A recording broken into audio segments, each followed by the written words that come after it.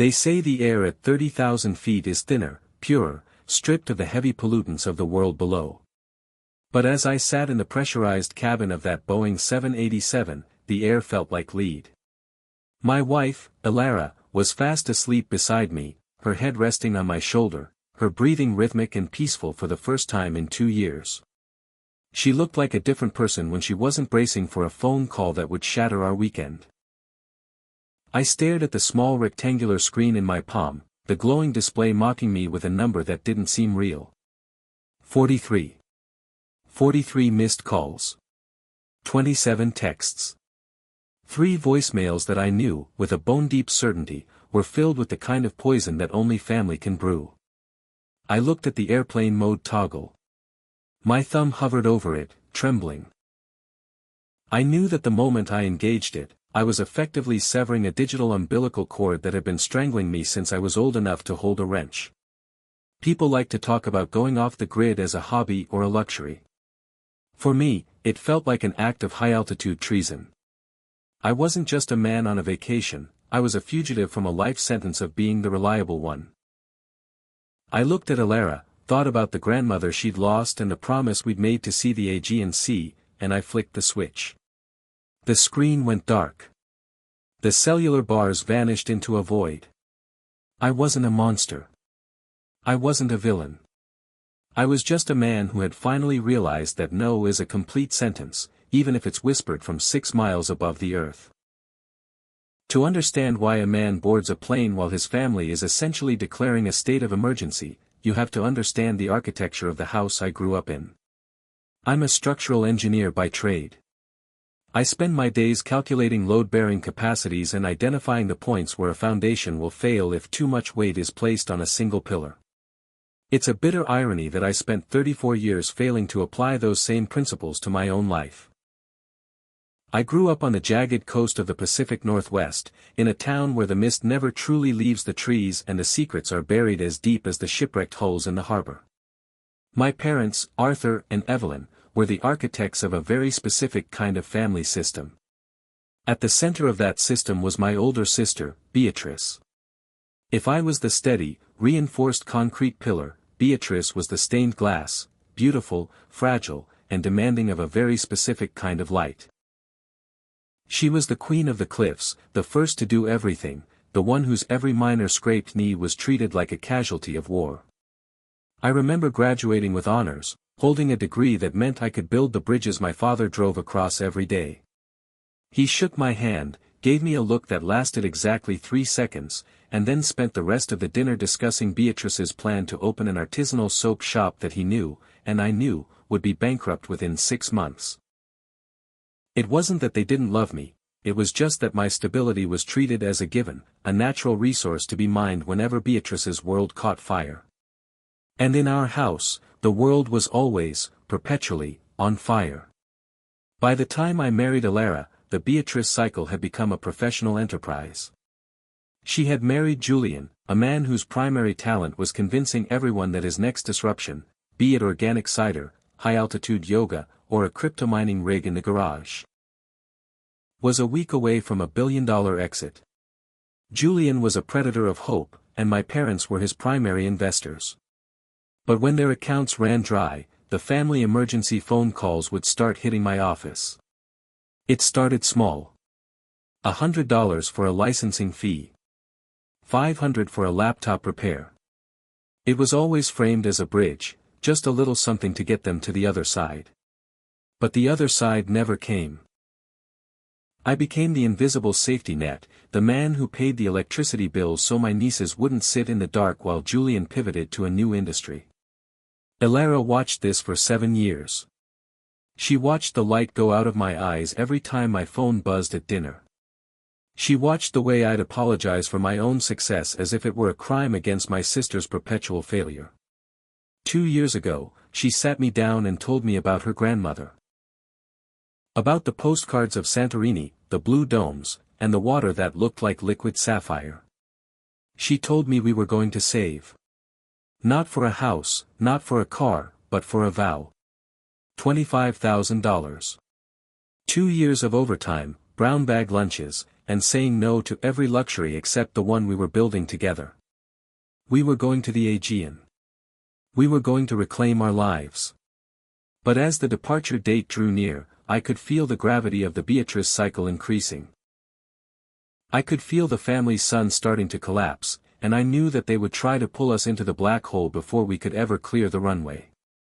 The trap was sprung 48 hours before the flight. It happened at a dinner that was supposed to be a bon voyage but felt more like a deposition. My mother, Evelyn, didn't ask about our itinerary. She didn't ask about the hotel Elara had spent months researching. She asked, with a voice that was as sharp as a surgical scalpel, how much the tickets cost. When I hesitated, Beatrice jumped in, her voice dripping with that manufactured pity she uses to mask her resentment. It must be so nice, she sighed, to have that kind of disposable income. Julian and I were just saying that if we had even half of that, we could finally get the kids into that specialized learning track. It was a classic opening move. Make the target feel guilty for the very air they breathe. I felt Elara's hand tighten on mine under the table, a silent warning. I managed to pivot the conversation, but the air remained charged. We left early, the mist of the coast feeling like a shroud as we drove home. They're going to do it, Silas, Elara said, her voice small and steady. They're going to find a way to make us feel like we're stealing this trip from them. I told her she was being paranoid. I told her that even my family wouldn't stoop to sabotaging our 10th anniversary. I was wrong. I should have remembered that in a family built on the back of a scapegoat, there is no such thing as a vacation from the burden. The call came at 10:15 the night before the flight. We were standing in the bedroom, our suitcases open like waiting mouths, the smell of sunblock and new clothes filling the room. My phone rang with the home ringtone. A sound that, over the years, had become a Pavlovian trigger for a cortisol spike. I picked it up, and my mother's voice was already mid-panic. It was a masterpiece of manipulation. Julian had a last-minute, career-defining consulting gig in Montana. Beatrice had a non-refundable, essential mental health retreat she'd been planning for months. The kids, my nieces, needed a place to stay for 10 days. And apparently, out of every person in the state of Washington, I was the only one who could save the day. Mom, I said, my voice sounding foreign to my own ears. We leave at 6 a.m. For Greece. You know this. We've talked about nothing else for months. There was a pause, the kind of silence a predator uses to gauge the distance to the throat. I know, Silas, she said, her voice now cold, the panic replaced by a lethal disappointment. But this is family. Beatrice is your sister. Are you really telling me that a vacation is more important than your own flesh and blood? Are you really that selfish? I looked at Elara. She was holding her grandmother's travel journal, her knuckles white. I looked at the no that had been sitting in my throat for 3 decades, and for the first time, I let it out. The answer is no, Mom. Figure it out. I hung up. 15 minutes later, the text from my father arrived. 5 words that felt like a sentence of excommunication. Family comes first, Silas. Remember. We didn't sleep. We spent the night in a fever dream of packing and checking the clocks. We boarded the plane at dawn, the sun rising over the Cascades in a burst of violent orange. As the wheels left the tarmac, I felt a physical snap, a tether breaking. But as I sat there, watching the coast vanish into the clouds, a thought began to fester. A mental health retreat and a Montana gig on the exact same weekend as our flight. It was too perfect. It was too coordinated. I began to wonder if the 43 calls waiting for me in Athens were about a babysitting crisis, or if they were the opening moves of a much darker game Julian had been playing while I was busy looking at the stars. The 11-hour flight to Athens was less a journey and more a slow-motion descent into a fever dream. I sat there in the hum of the engines, the recycled air feeling like it was being pumped directly from the lungs of a ghost. Every time the plane hit a pocket of turbulence, my heart didn't just skip, it tried to exit my ribs. I kept thinking about that 10:15 call. I kept hearing my father's text ringing in my head like a funeral bell. Family comes first. In the architecture of my family, that phrase didn't mean love, it meant debt. It was the interest rate on a loan I never signed for. Beside me, Elara was a portrait of fragile defiance. She had her grandmother's journal open, her finger tracing the faded ink of a map of Santorini, but her eyes were fixed on the seat back in front of her. She knew what I knew. We hadn't just left a town, we had left a crime scene where the only thing stolen was our right to breathe. When the wheels finally touched the Greek tarmac, the cabin burst into that relieved, end-of-flight chatter, but I felt like I was walking toward an executioner. I reached for my phone. My thumb hovered over the power button for a full minute. Elara grabbed my wrist, her eyes searching mine. "Don't let them in yet, Silas," she whispered. "Just give us the taxi ride." But I couldn't. I needed to see the damage. I held the button.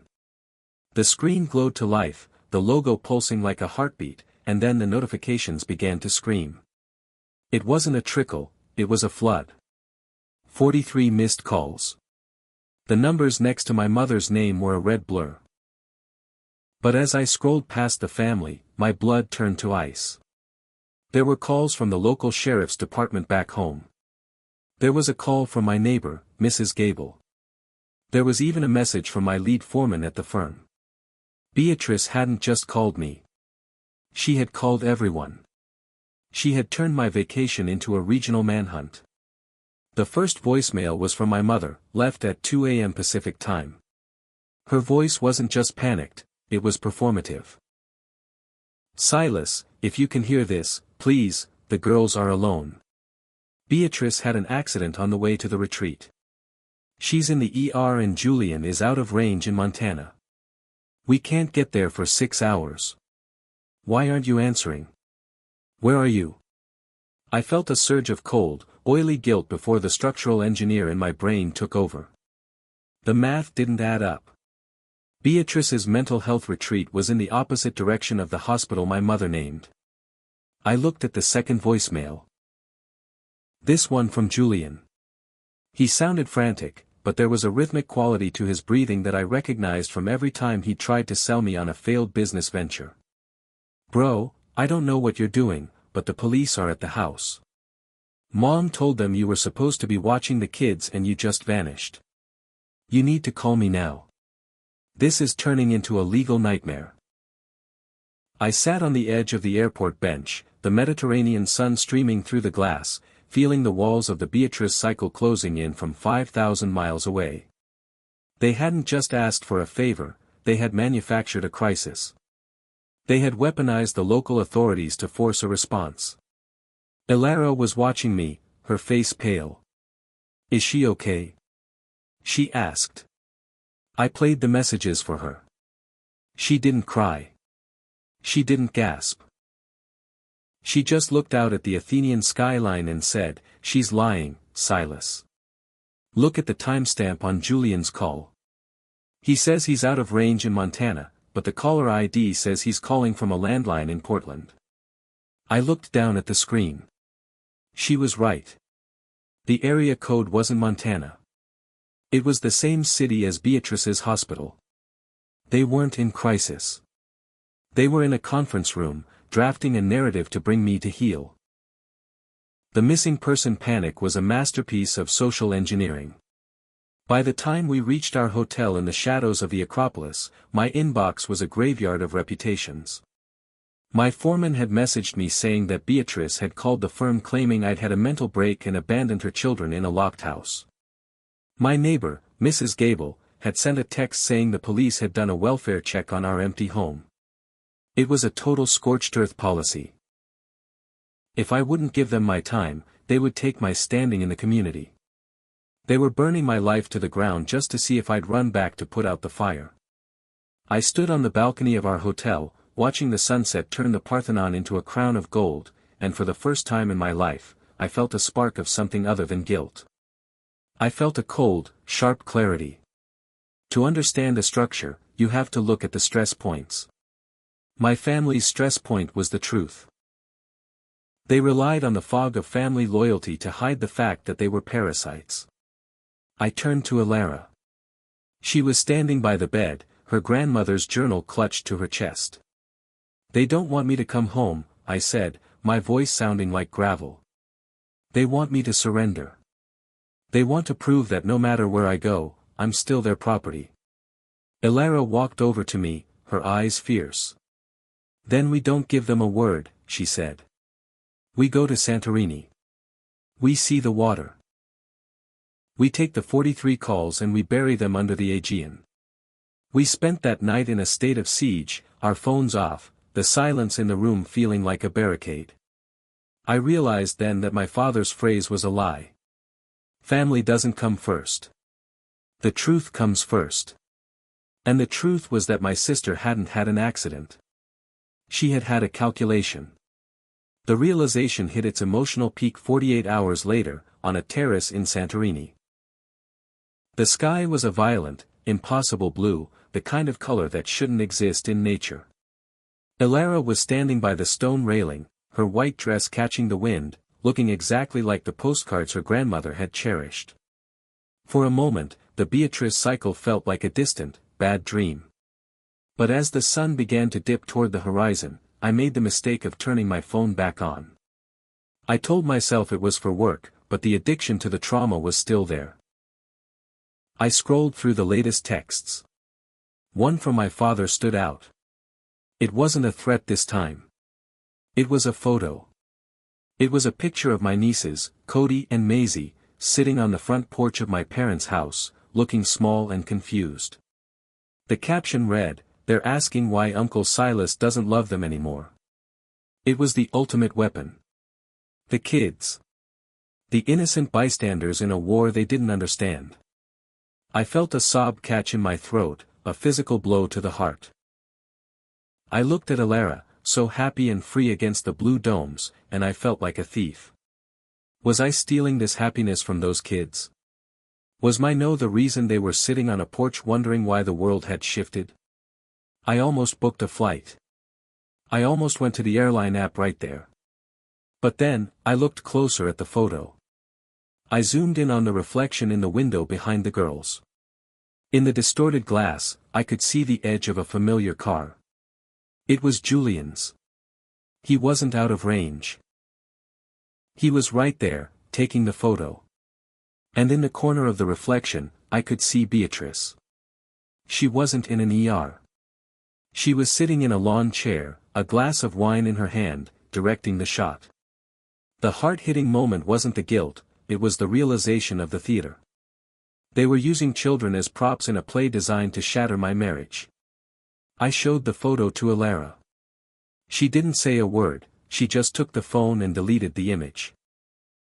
"They don't miss you, Silas," she said, her voice echoing the realization I'd been running from.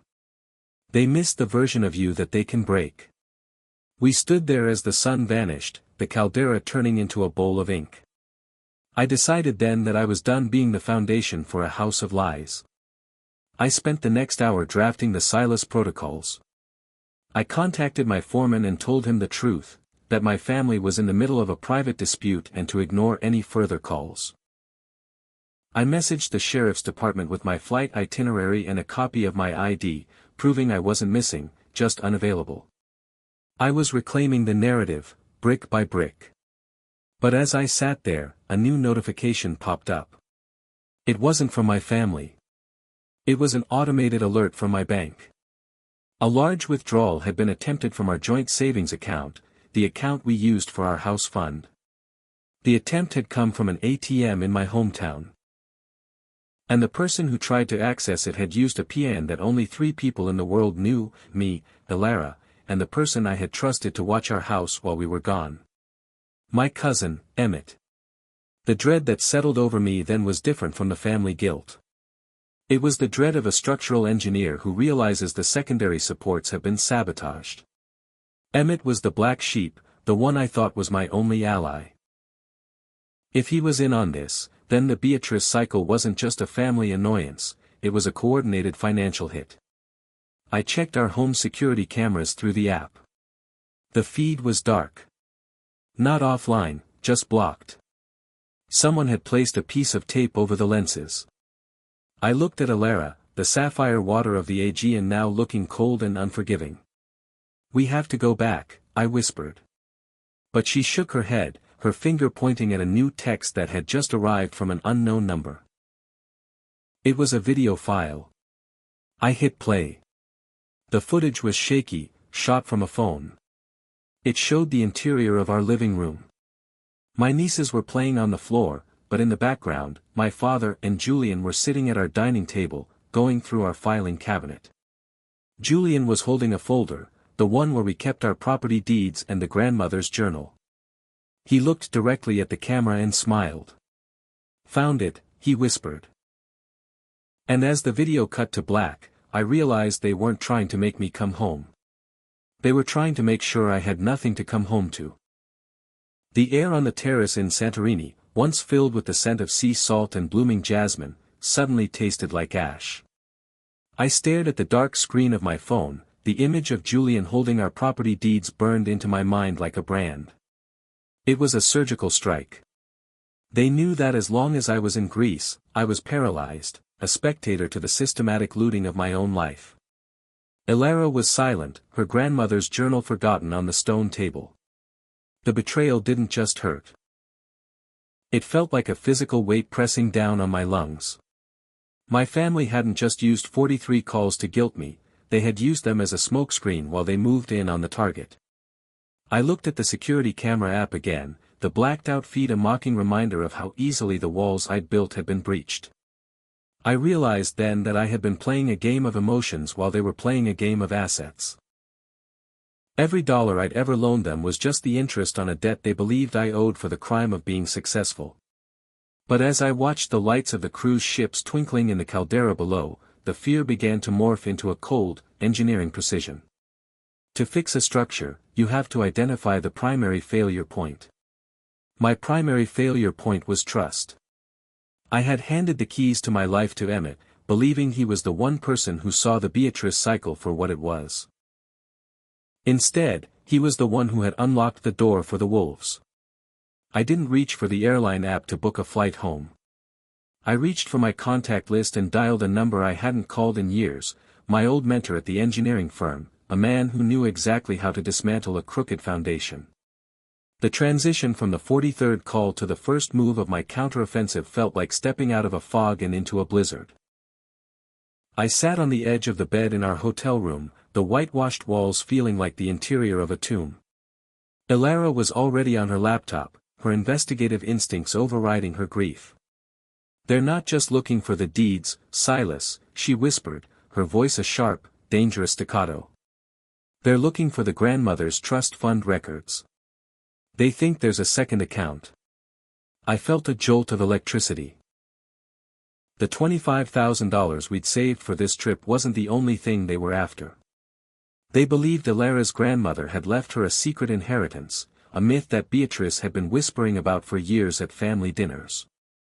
The Beatrice cycle wasn't just about survival anymore, it was about a jackpot.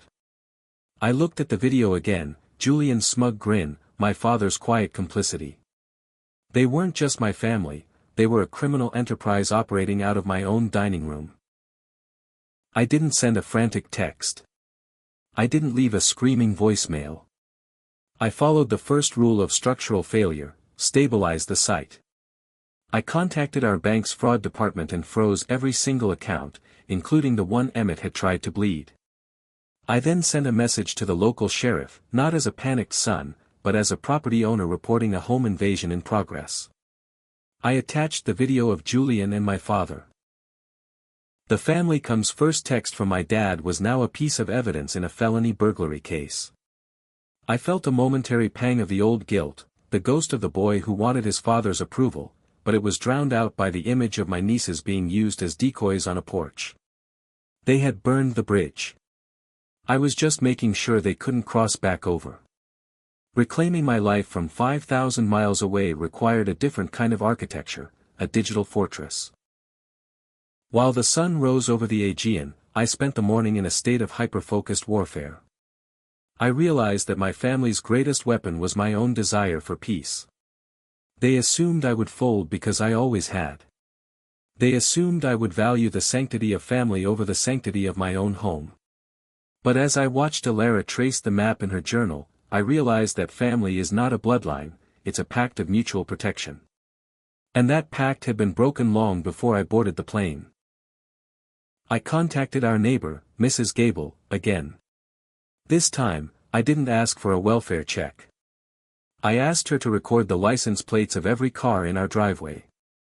Within 10 minutes, she sent a photo. It wasn't just Julian's truck. There was a third car, a sleek, black sedan I recognized from the firm. It belonged to the senior partner's legal advisor. The Beatrice cycle had merged with the corporate conspiracy.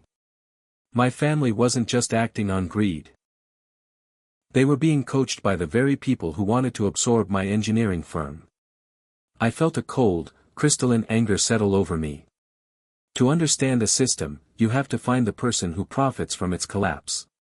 My family wanted the money, the firm wanted the patents I'd been developing. And Julian, in his infinite, desperate stupidity, had brokered the deal to sell me out for a payout that would never come. The emotional peak of the Athenian morning wasn't found in the ruins of the Acropolis, but in the ruins of my own identity. I sat in a small cafe, the smell of strong Greek coffee and diesel fumes filling the air, and I realized that I was no longer Silas, the reliable son. I was Silas, the adversary. I watched a group of tourists laughing as they took photos of a stray cat, and I felt like a ghost watching a world I no longer belonged to. I had spent 34 years building a life of stone and mortar, only to find that the ground beneath it was sand. I called Emmett. I didn't yell. I didn't accuse. I just said, I saw the video, Emmett. I saw you let them in. The silence on the other end was the loudest sound I'd ever heard. It was the sound of a final support beam snapping. When he finally spoke, his voice was thin and broken. They said you were going to lose it all anyway, Silas. They said the firm was going to fire you and Beatrice needed a place for the girls. They said you'd thank me for helping them move in before the bank took it. It was the ultimate gaslight. They had convinced my only ally that my destruction was inevitable, making his betrayal feel like a mercy. I hung up. I didn't have time for his regret. I had an appointment with a private security firm in Seattle that specialized in high-conflict property recovery. I was no longer asking my family to leave. I was hiring professionals to remove them. As the afternoon light began to stretch across the Aegean, Elara and I sat on the balcony of our hotel, a temporary sanctuary in the middle of a global war. We had managed to lock down the accounts and alert the authorities, but the big reveal was still looming. We had seen who was in the house, but we hadn't seen what they had found. I checked the cloud backup for my home office computer, the one Julian had been hovering over in the video. My heart stopped. A massive file transfer had been completed an hour ago. Not to a rival firm, and not to Julian's email. It had been sent to a family trust account registered in my mother's name. I opened the file list. It wasn't my engineering patents. It wasn't the property deeds. It was the private journals I'd kept since I was a teenager. Records of every time I'd bailed them out, every dollar I'd tracked, every conversation where my father had admitted to subsidizing Julian's failures with my savings. I realized then that they weren't just looking for money. They were looking for the evidence of their own parasitic history. They were trying to delete the record of their shame before I could use it against them. But in their haste, they had missed the one folder that actually mattered. The one folder that Elara's grandmother had told me to protect with my life. I looked at Elara, the weight of the secret we'd been carrying for 2 years finally beginning to pull at the edges of my resolve. They found the legacy folder, Silas, she said, her voice a whisper of pure dread. I shook my head, my finger hovering over the hidden partition on my own laptop, the one they couldn't see from the desktop. No. They found the decoy. They found the records of the money I gave them. They think that's the evidence. I opened the hidden file. It contained the true grandmother's trust. It wasn't a bank account. It was a digital ledger of every secret the Queen of the Cliffs had kept about the town, the firm, and my father's real involvement in the shipyard scandal of 1998. It was the leverage that had kept the town, and the firm, beholden to our family for decades.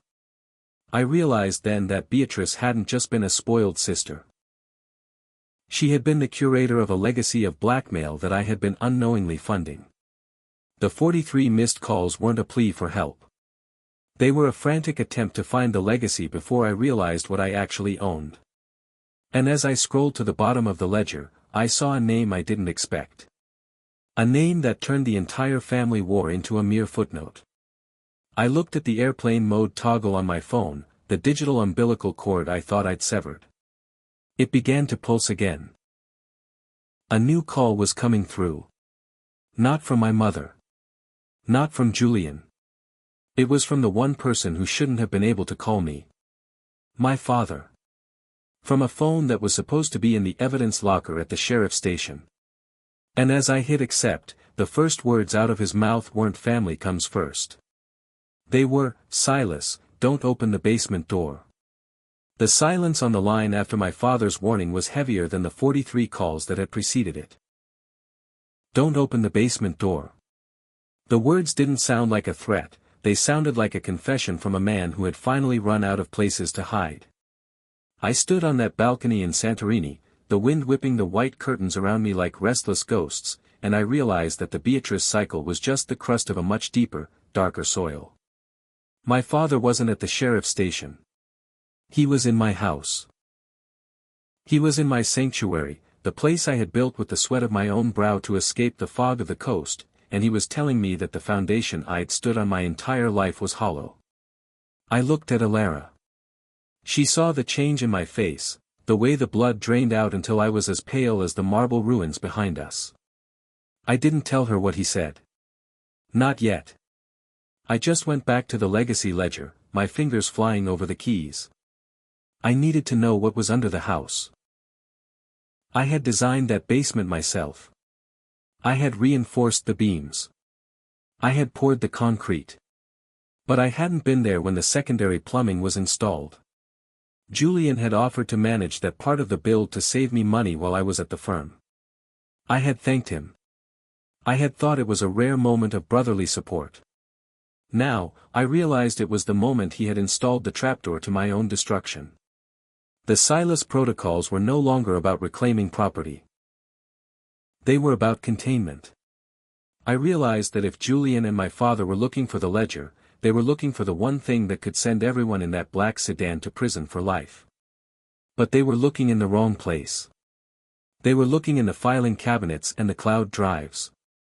They hadn't realized that the legacy wasn't just data, it was physical.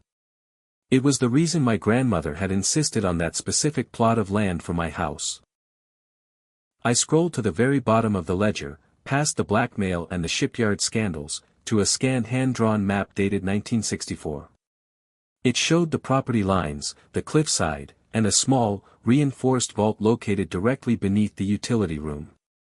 The note in the margin was in my grandmother's elegant, ruthless script, "For the son who builds, but does not break." I wasn't the scapegoat because I was weak. I was the scapegoat because I was the only one she trusted to hold the weight of the family's sins without crumbling under them. And my father, the man who just told me not to open the door, was the man who had been trying to break that door down for 30 years. I called the security firm in Seattle back. "Change of plans," I said, my voice as steady as a structural report. "Don't just remove them. I want a full lockdown. Seal the exits. If they're in the basement, I want them trapped there until the sheriff arrives. And tell the deputy, tell him to bring a jackhammer." The financial disaster my father had described on the phone was a lie, but like all good lies, it was built on a skeleton of truth. As I dug into the legacy files, I saw the true state of Arthur and Evelyn's finances. They hadn't just been subsidizing Beatrice, they had been paying protection money to the firm for decades to keep the shipyard scandal buried. The rental property Julian lived in wasn't an investment, it was a bribe. And the $30,000 ransom they wanted from me wasn't to save the house, it was the final payment to clear the debt before the firm's legal advisor took over the deed. They were trying to use my anniversary savings to buy their way out of a prison of their own making. I felt a cold, crystalline fury settle over me. They hadn't just used me as an ATM, they had used me as a human shield. Every time I had saved them, I had unknowingly been reinforcing the walls of a conspiracy that was now threatening to crush Elara and me. I looked at the family comes first text again. It wasn't a reminder of loyalty. It was a command to stand still while the building collapsed. I turned to Elara, who was now recording the ledger data onto an offline drive. "We're not going back to a home, Elara," I said. "We're going back to a crime scene." She looked at me, her eyes reflecting the blue of the Aegean, and for the first time, I saw that she wasn't scared anymore. She was ready. "Then let's finish the blueprints, Silas," she said. "Let's show them what happens when the architect stops building and starts deconstructing." The anniversary ambush was no longer a dinner party, it was a high-stakes tactical maneuver executed from across the globe. While the sun set in Greece, it was rising in Washington, and the pieces were moving into place.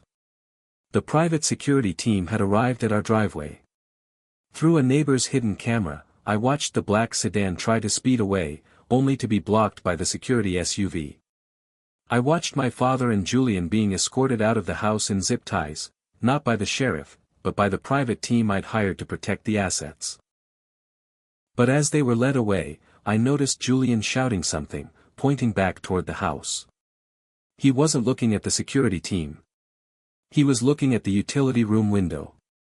I switched to the interior feed, the one I thought was blocked. A single camera in the hallway had come back online. The tape had fallen off. The view showed the basement door standing wide open. A faint, rhythmic thumping was coming from below, the sound of a secondary pump, or perhaps, someone else still down there.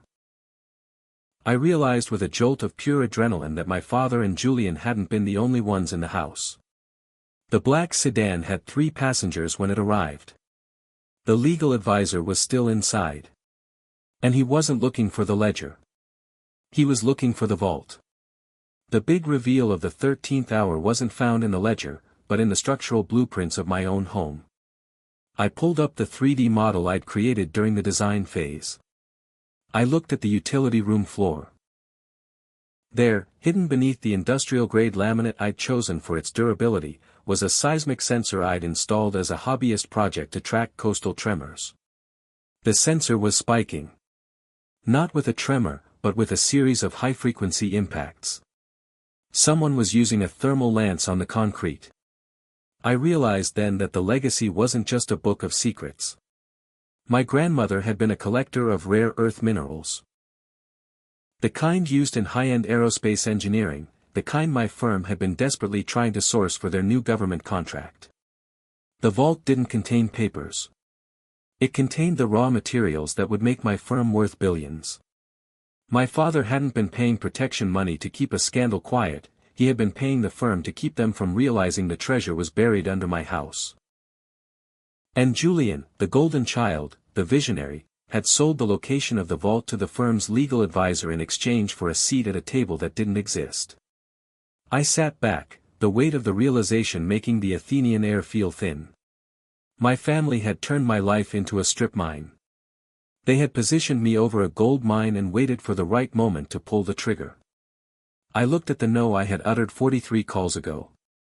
It hadn't just been a refusal to babysit. It had been the first domino in a collapse that was now exposing the rot at the heart of the coastal town. But as I watched the hallway camera, I saw the legal advisor emerge from the basement. He wasn't carrying minerals. He was carrying a small, silver box, the one Elara's grandmother had given us on our wedding day. The grandmother's journal. He opened it, looking for the key to the vault, but as he turned the pages, his face went from triumph to absolute horror. He dropped the box as if it were white-hot. I zoomed in on the fallen pages. They weren't filled with maps or secrets. They were filled with the names of every person who had ever taken a bribe from my father. And at the very top of the list was the advisor's own name. My grandmother hadn't left me a treasure. She had left me an execution list. And as the advisor reached for his phone, the 44th call finally came through. It wasn't my father. It was Beatrice. And she wasn't at a retreat. She was standing in the shadows of the hallway, right behind him, holding the heavy brass award I'd won for my honors degree. The impact was silent on the camera, but I felt it in my marrow. The advisor crumpled. Beatrice didn't look at the body. She didn't look at the silver box. She walked straight to the camera, her eyes cold and hauntingly familiar. She looked exactly like our grandmother. She leaned in until her face filled the screen, her breath fogging the lens. She didn't shout. She didn't cry. She just whispered a single sentence that turned the entire Aegean blue into a sea of ice. You were always the favorite, Silas. That's why you're the only one who gets to watch what happens next. She reached up and pulled the basement door shut, locking it from the outside. And then, she walked into the kitchen and turned on the gas.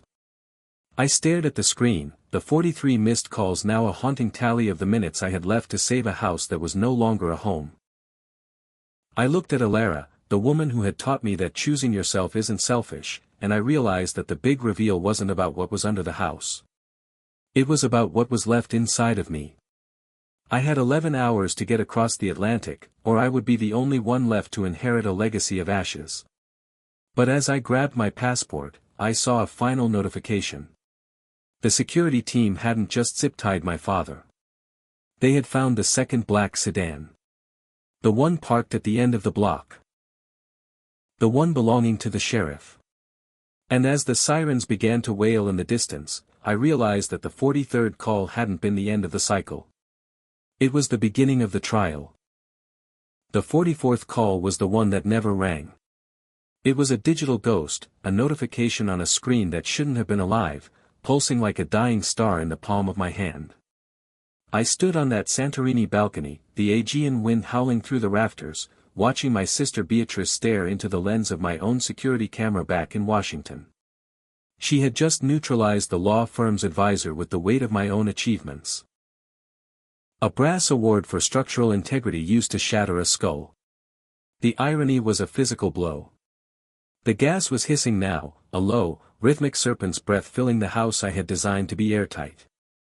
I watched her lock the basement door, sealing our father and Julian into the vault they had tried to pillage. She wasn't just ending the Beatrice cycle, she was burning the ledger. She was ensuring that the legacy of blackmail and blood money would go up in a mushroom cloud of Puget Sound mist. I looked at Elara, her grandmother's journal clutched to her chest, and I saw the reflection of the blue domes in her eyes. She's going to do it, I whispered. She's going to erase us all. But as I reached for the no that had defined my trip, I realized I didn't need to be in Washington to stop a collapse. I was a structural engineer. I knew how to trigger the fail-safes. I didn't book a flight. I accessed the smart home hub, the secondary system I'd hidden inside the HVAC blueprints. I didn't turn off the gas, I triggered the industrial ventilation fans I'd installed for my woodshop. The house began to scream, the air rushing out of the vents, clearing the explosion risk in a violent surge of pressure. Beatrice froze. She looked at the ceiling, realizing that even from 5,000 miles away, the architect still controlled the load-bearing walls. The anniversary ambush had shifted from a heist to a siege, and finally, to a public execution of the family lie. As the ventilation fans roared, I didn't call Beatrice. I called the sheriff, the one I had seen in the second black sedan at the end of the block. I didn't plead. I didn't play the victim. I played the recording of Beatrice's whisper into the Legacy Ledger's private audio link. I showed him the thermal lance signatures in the basement. I showed him the senior partner's advisor slumped in my hallway. The Silas protocols were now a digital dragnet. Within minutes, the sirens I'd heard in the distance weren't just background noise, they were the sound of the world rushing into the vacuum I had created. I watched through the camera as the front door was kicked in. Not by the private security, but by a SWAT team that had been tracking the legal advisor's movements for weeks. The Beatrice cycle hadn't been a secret. It had been a controlled burn by federal investigators, and I was the only person who had been too close to the heat to see the smoke. I watched them take Beatrice down, not with violence, but with the cold, systematic efficiency of the law. She didn't fight. She just looked at the camera one last time, a look of profound, hollow disappointment, as if I had cheated by refusing to die in her fire. They pulled my father and Julian out of the basement, gray with concrete dust and the terror of the vault. They looked like ghosts being dragged into the light. And as the feed finally cut to static, I realized that the family comes first text was finally true. They were going to prison together. The return to the Pacific Northwest wasn't a homecoming, it was an autopsy. 2 weeks later, Elara and I stood in our driveway, the mist of the coast feeling like a cold hand on our necks. The house was still standing, thanks to the fans, but the interior was a graveyard of memories. The basement door was gone, replaced by police tape. The utility room floor had been jackhammered away, exposing the vault my grandmother had hidden. It was empty. The sheriff had recovered the rare earth minerals, the blackmail ledgers, and the silver box. But as I walked through the rooms, I didn't feel the weight of the loss. I felt the lightness of the absence. The 43rd call had been the final payment on a debt I never owed. I stood in the kitchen, the smell of ozone and pine still lingering, and I looked at the spot where Beatrice had stood. I realized that the golden child and the scapegoat were just two different ways of being a prisoner. She had been trapped by their expectations, I had been trapped by their needs. By saying no, I hadn't just saved my vacation, I had collapsed the entire crooked structure. The big reveal of my life wasn't found in a hidden vault or a digital ledger. It was found on the 14th day of our trip, when Elara and I sat on a bench in the Plaka district, watching a street performer play a lyre. I had turned my phone back on, not to check for missed calls, but to delete the home contact entirely. I looked at Elara, who was writing the final entry in her grandmother's journal. She wasn't tracing maps anymore. She was writing her own story. "What are we going to do with the house, Silas?" she asked. I thought about the stone and the mortar, the reinforced beams and the airtight seals. I thought about the basement door and the gas. "We're going to deconstruct it," I said. "We're going to take it down to the studs and build something that isn't a fortress. We're going to build something with windows that actually open." She smiled, and for the first time in 10 years, the smile wasn't a shield. It was just a smile. In the end, the 43 missed calls were just a frequency I no longer tuned into. My father is awaiting trial for his role in the shipyard scandal. Julian is in a medium security facility, finally between opportunities in a way he can't charm his way out of. Beatrice, she's in a state psychiatric facility, still whispering to the walls about the legacy she couldn't protect. I don't visit. I don't send letters. Not because I'm cruel, but because I've finally learned the most important law of structural engineering: you cannot save a building once the soil has turned to rot. You have to move the site. Elara and I are in Portugal now, the sun of the Azores warming the skin that used to be chilled by the coastal mist. My phone rang this morning. A number I didn't recognize. I looked at it for a long time, the old cortisol spike trying to flare up in my chest. I thought about the 43 calls. I thought about the 10:15 p.m. ultimatum. And then, I did the only thing an architect can do when a project is finished. I let it ring. I took a sip of my coffee, looked at the woman who had saved my life by demanding we live it, and watched the sunrise over a sea that didn't have any ghosts in it. I am not the reliable son. I am not the safety net. I am Silas. And for the first time in 34 years, the foundation is solid. I'm finally home. Thank you for watching. Subscribe Family Files for more.